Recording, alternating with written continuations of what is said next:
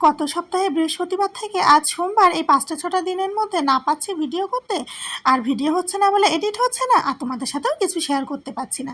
এদিকে পেজটারও তো ১২টা বেজে গেছে। ওই জন্য তো দুপুরের একটা রিলসের ক্যাপশনে লিখে জানিয়ে দিলাম যে গণেশ পুজোর কারণে ভিডিও করতে পারছি না।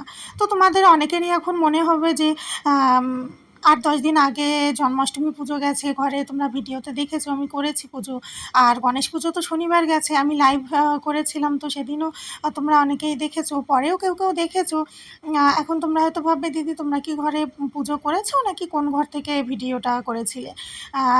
না গো, আমরা গণেশ পুজো ঘরে করিনি, কারণ পরপর এত উপোস ধকল, আর তারপরে পুজোতে না একটু মানে জয়েন্ট ফ্যামিলি হলে বেশ সবাই মিলে হাতে করে কাজ টাজগুলো করলে ভীষণ সহজ হয়, এগিয়ে যায়, এতে আনন্দও হয়। আর ওই একা একা ঘরে তারপরে এবার পুজোয় যে আমি এক্সপিরিয়েন্স পেয়েছি, আমার তো আর কোনোবারই বড় করে পুজো করার কোনো রকম ইচ্ছেই আর নেই।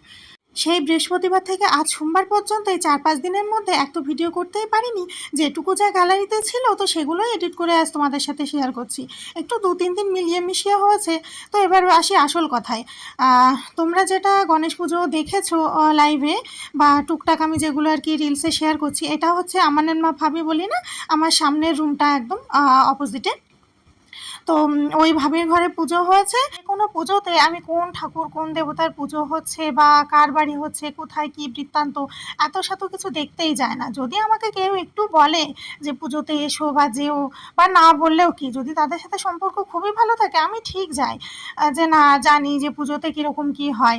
যদিও আমাদের এখানে কিন্তু অনেক রিলেটিভ আছে। আমন কেন বলি বলো তো, ও আমার একদম পুরো ভাই বোনের সমান, কারণ আমন হচ্ছে আমার বোনের থেকেও বলতে গেলে ছোট। আমার বোন ৩ মাস আগে হয়েছে আর ও ৩ মাস পরে হয়েছে, এরকম আর কি। তো সেই কারণে আমি ওকে ভাইয়ের চোখেই দেখি। আমানের মা ভাবি এই কারণেই বলি ভিডিওতে, যাতে তোমরা বুঝতে পারো। ওই ভাবির নাম হচ্ছে কুমকুম। আর ওই ভাবির সাথে আমার ভীষণ ভালো বন্ডিং। মানে হয় না কিছু কিছু মানুষের সাথে মাইন্ডসেট এমনভাবে মিলে যায়, মানুষটা কিন্তু আমার বলতে পারো একটা বড় দিদির বয়সী, বা আমার মাসিও আছে ওই ভাবির মতো বয়সী, এরকম। মানে মাসি দিদি এরা এরা কীরকম হয়, মানে মায়ের সমতুল্য হয়। আর আমি একদম তাকে এরকমই আর কি ভালোবাসি, আর সেও আমাকে ভীষণ ভালোবাসে, প্রচণ্ড ভালোবাসে। ওই ভাবি যতদিন ভালো সম্পর্ক ততদিন, কারণ তারা প্রতিবেশী, তাদের সাথে রক্তের কোনো সম্পর্ক নেই। নাহলে পরে কখনো যেহেতু আমি ভিডিও করি, কখনো হয়তো কোনো দিন যদি কিছু হয়ে থাকে তোমরা হয়তো বলবে বেশ তো আগে এরকম বলতে, এখন আবার হঠাৎ করে হলোই বাকি। তো যাই হোক, দেখো আজকের এই সব কিছু মিলিয়ে মিশে ভিডিওটা না, এটাও বেশ ৭-৮ মিনিট মতো হয়ে গেছে। আর আমি তো জানি ৭-৮ মিনিটের ভিডিও পুরোটা পোস্ট করলে তোমরা কেউ ধৈর্য সহকারে দেখবে না, সেজন্য দুটো পার্ট বানিয়েছি। এখন তোমরা ফার্স্ট পার্টটা দেখছো, আর নেক্সট ভিডিওতে সেকেন্ড পার্টটা শেয়ার করব।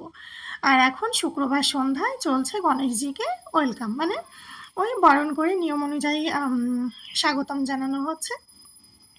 তো আজকের ভিডিওটা এখানে এন্ড করছি। অবশ্যই কমেন্ট করে জানিও এই ভিডিওটা তোমাদের কেমন লাগলো। দেখা হচ্ছে নেক্সট ভিডিওতে।